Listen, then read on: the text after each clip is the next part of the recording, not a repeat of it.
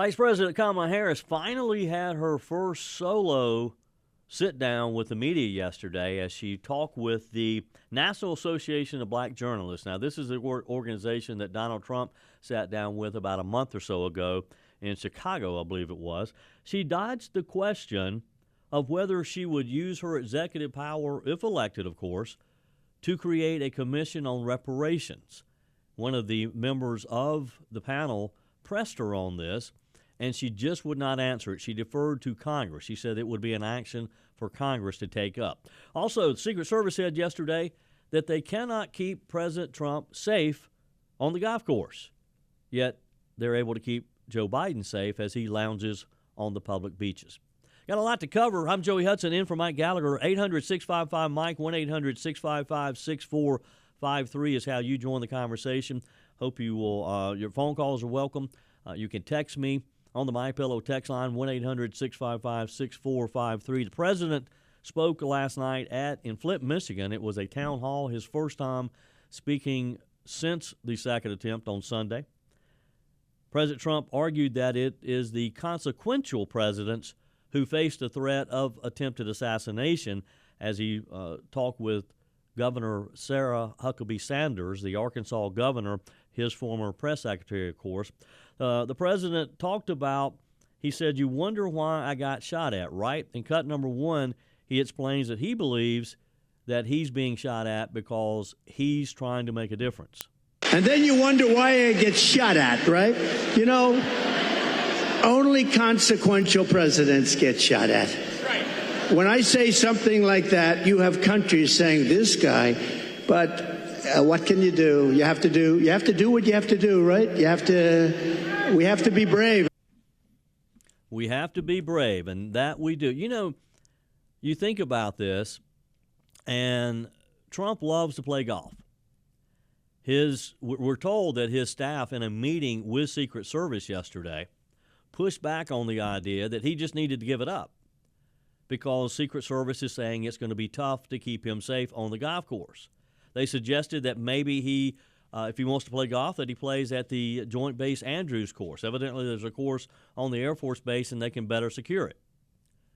But yet, Joe Biden has spent half of his presidency lounging on the beach. So what's the difference here? Is it just because, as the sheriff of Palm Beach County said on Sunday, that since Donald Trump is not the sitting president, that they just don't have the resources to protect him?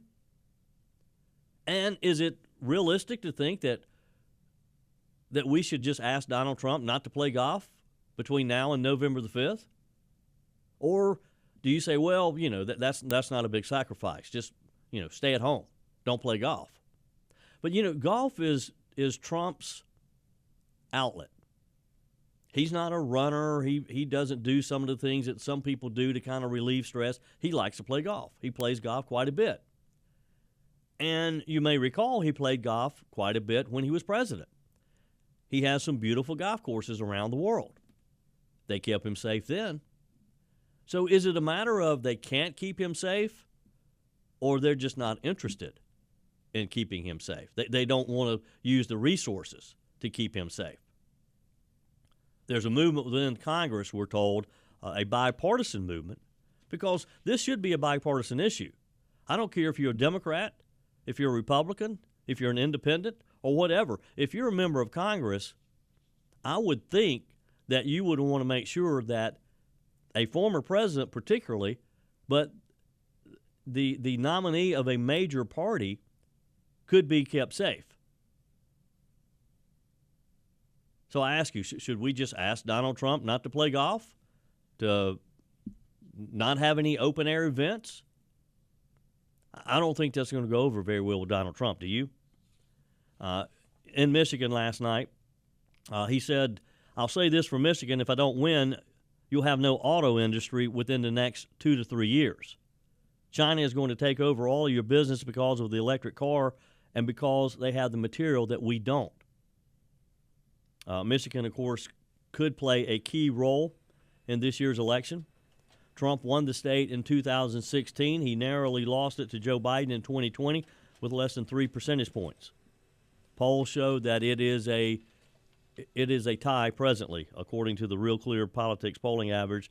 They give Harris just a slight edge in Detroit, in the Detroit area. The nurse who says that she contacted the federal government about Ryan Routh, the would-be assassin, who turns out he's a very odd guy. Chelsea Walsh said that she met Ryan Routh while they were both in Ukraine, and that she alerted the federal government about him, and she never received a response. In cut number 2, she talks to Jesse Waters about why she thought Ryan Routh could be trouble. As a nurse, I'm a mandated reporter, and we are also trained to determine when someone is a threat to themselves or others. I determined after knowing Ryan for a while that he was a threat to others. So I felt that it was necessary that he be reported to the proper authorities. And you reported this to the federal government. And what happened next? I haven't heard anything. I have had no correspondence. Nobody had tried to connect with me until today. Okay. Has someone from which agency specifically connected with you now? A agency has connected with me. I don't want to say which one, but someone has connected with me. Okay. In your conversations and observations of Routh, what were the things that he was saying he was operating in? Ryan got involved with the humanitarian side as well as the military side. He got involved with things that he shouldn't have been involved with. He was able to con members in the Ukrainian military. He was able to con charities. He was a good con artist. He was calculated, but he was also very volatile and sporadic. He got into just about everything: drones, weapons, humanitarian aid. He got involved in things he shouldn't have been involved with because he didn't have a background in any of this. How was he able to con the Ukrainian military? That you'll have to ask him. Okay, I will. And tell me about your meeting with him when you said you felt he was a danger. Did you feel like you were in danger? Yes, it got to a point where I ended up leaving Ukraine early on my first visit there because of Ryan, and I felt that I was in danger after a conversation that I had with him that I don't really want to go into right now. But he was one of the reasons I left Ukraine, because I felt that I was in jeopardy by staying there and he was around. Did he ever talk about assassinations? All the time. He wanted to kill most world leaders. I don't remember. It's been over 2 years since I was with him, but I definitely remember he always talked about wanting to kill Putin, Kim Jong-un. He developed plans. He talked about Biden and Trump, but I can't remember. It's been over 2 years since I heard those conversations. I can't remember exactly what he said, but he did speak frequently about harming world leaders. So you get the idea there. This guy was sick.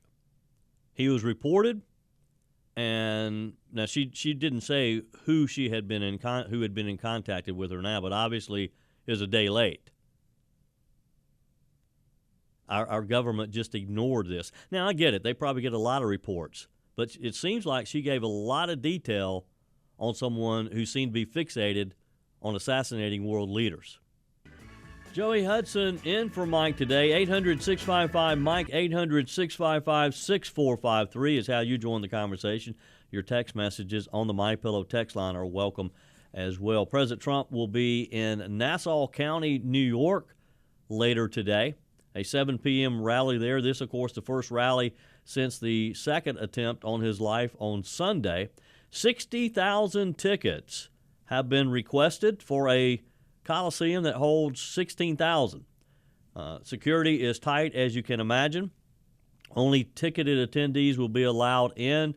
All of the overflow will be allowed to watch the jumbotrons in the parking area outside of the Coliseum. This is how Trump does these rallies. I've been to a number of them myself over the years.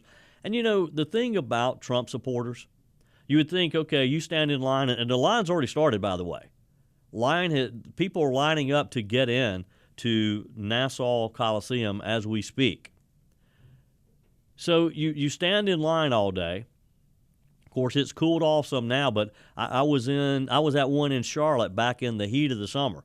It was 95 degrees that day. People had been standing in line for hours only to get to the door or close to the door and be turned away because the arena had reached its capacity.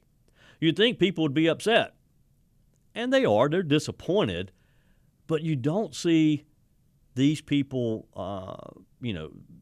they're disappointed, but they don't take this out on anyone. They don't yell, they don't scream. They just settle in and watch the monitors that are set up in the parking lot. And people literally do this. They start going to standing in line. In some cases, they camp out. Now, reports are that law enforcement did not allow people to camp out near this Coliseum this time.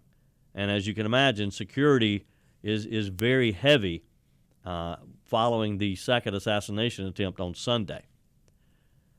Back to the phones. Heather is in Florida. Heather, welcome to the Mike Gallagher Show. Hi there. I was calling about this second assassination attempt on our soon-to-be president. Yes. I was very happy that there was a Secret Service agent that was ahead of him that thwarted this assassination attempt. However, I do have questions about how this man hid in bushes outside of the perimeter for so many hours, because even though the president is not there, it's a private club. There's a community around there. I would think that he didn't go unnoticed.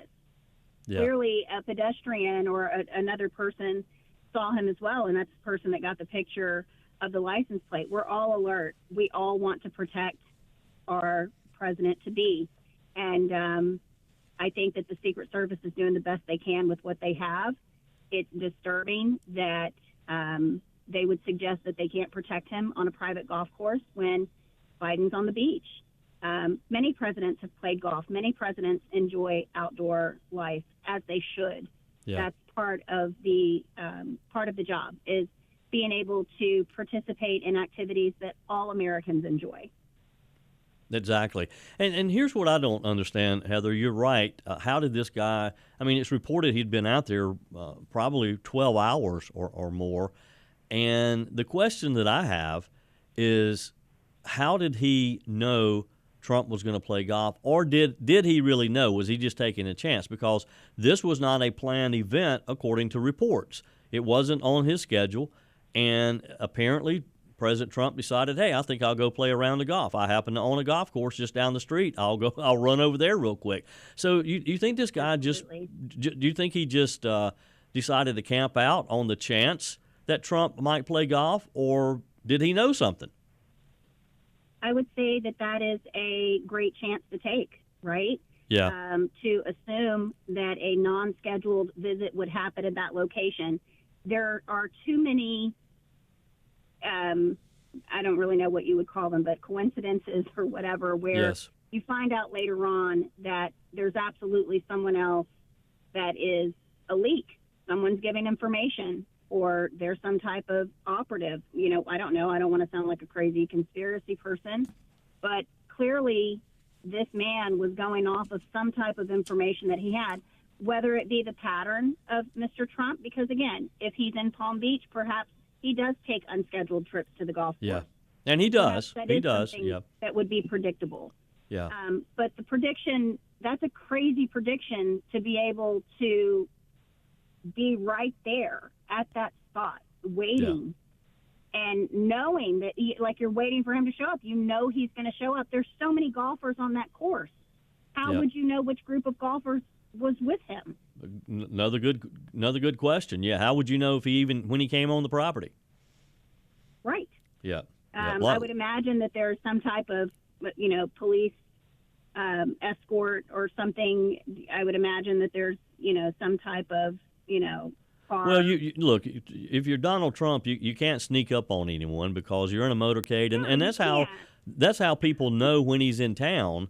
Is because of his motorcade. That's how people know when he's at the club. But based on looking at the map of where this guy was camped out, he could not even see the entrance from there, so he would not have known when Trump had entered the premises. So a lot of questions there. Hey, Heather, appreciate your phone call. Thank you for listening. 800-655-6453. Your call is welcome, as are your comments on the MyPillow text line. There are a lot of questions there. And again, if you look at the map, and you see the location where this gunman was in relationship to the clubhouse and the entrance that I think Donald Trump would have entered, then he would not have known that Trump was even on the premises. And how did he camp out there for 12 hours and no one noticed him? Look, again, the Secret Service, fortunately, they stopped this. So, yes, they did their job. But why did they not do a perimeter search knowing that the president was going over there and remove this guy much sooner than Trump playing, what was it? He was on the fifth hole, I think. He was able to play 5 holes of golf before they discovered this guy.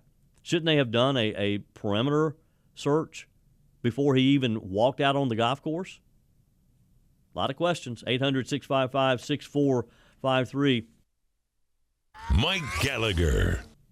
Joey Hudson in for Mike Gallagher. Back to the phones. Fred is in Kingland, Georgia. Welcome, Fred. You're on the Mike Gallagher Show. Yeah, thank you. A quick question. I've been watching this. I'm ex-military.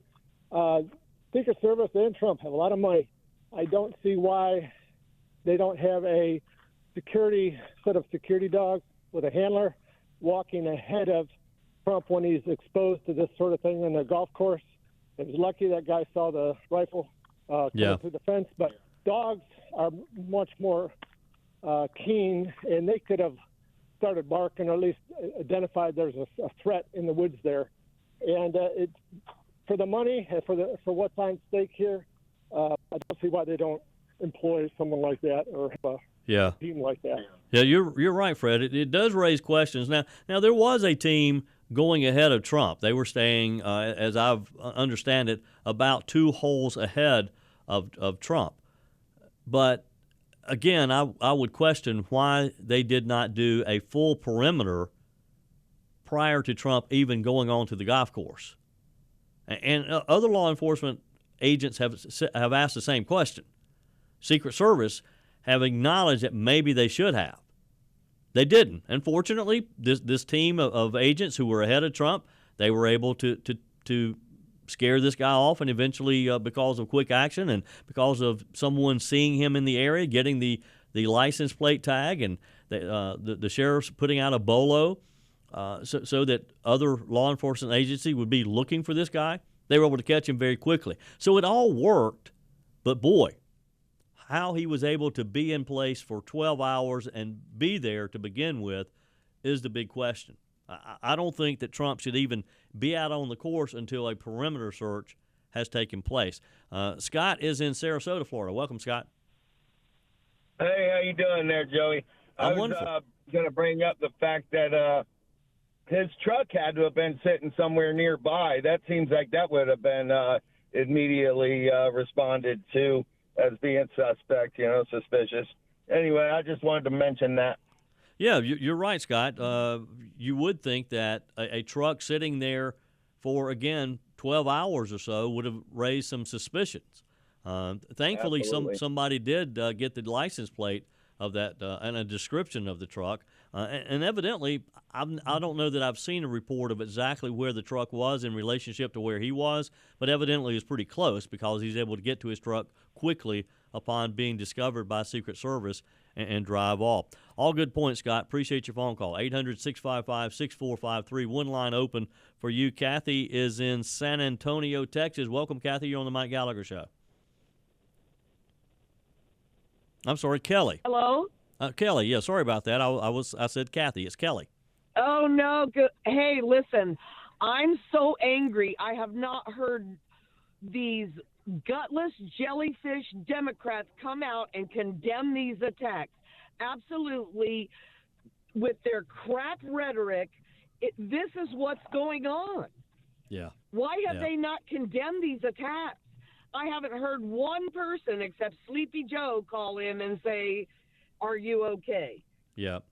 And supposedly, according to President Trump yesterday, he said that when he spoke with Joe Biden, that Biden said that he agreed that there should be more resources available to keep Trump safe, but that Congress needed to approve it. Congress needed to approve more money. Now, if this was something that Joe Biden really wanted, he's very quick to use executive order. I would assume that he could use executive order to do the same thing. Absolutely. Absolutely. This just goes to show you how gutless they are, and this is what we're going to have going forward when we're dealing with China and Russia, these gutless Democrats. Yeah. Oh my God. Well, Kelly, that's why we have to vote on November the 5th. That's why we have to make sure that they don't remain in power, that we remove them from office. There's no way that we can have Kamala Harris serving as president of the United States. Cold chills go down my spine to even think about that, to think about her sitting behind the Resolute desk in the Oval Office. That is a scary thought. Texter on the My Pillow text line wondering why they couldn't use special forces to protect Trump. Good question, isn't it? One of you texted earlier that maybe we should get Hell's Angels.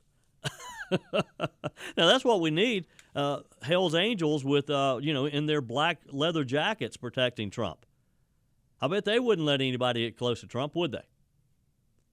Hopefully, Secret Service, this is a wake-up call to Secret Service, as if July 13th was not. But hopefully this does have their attention, and they'll better protect the man who's going to be the next president.